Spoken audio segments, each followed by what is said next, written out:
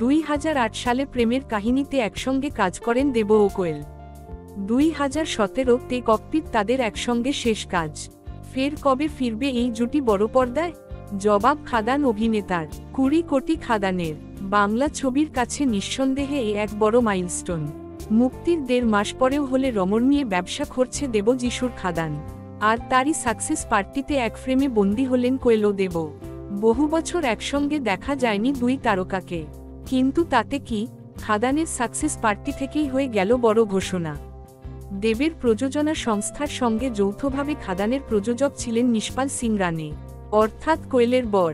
আর তাই কোয়েলকে পাশে নিয়ে ছবি তোলার সময় আমার প্রযোজক হিসেবেই বর্ণনা করেছেন। খাদানের সাকসেস পার্টি থেকে দেব কোয়েলের একাধিক ছবি ভাইরাল, আর রীতিমতো উত্তেজিত বাঙালি দর্শক। সবার মনে একটাই প্রশ্ন, ফিরছেন নাকি বাংলা ছবির অন্যতম সফল এই জুটি? সরস্বতী পুজোতেও দেব কোয়েল এসেছিলেন এক ফ্রেমে। তখনও একসঙ্গে সিনেমা আনার দাবি এসেছিল ভক্তদের তরফে। আর সেই নস্টালজিয়া উস্কেই দেব খাদানের সাকসেস পার্টি থেকে জানালেন, একসঙ্গে কাজ করার ইচ্ছে আছে দুজনেরই, তবে একটা ভালো স্ক্রিপ্ট দরকার, আর সেটি পেয়ে গেলেই ইচ্ছে পূরণ হবে দেব কোয়েল ভক্তদের।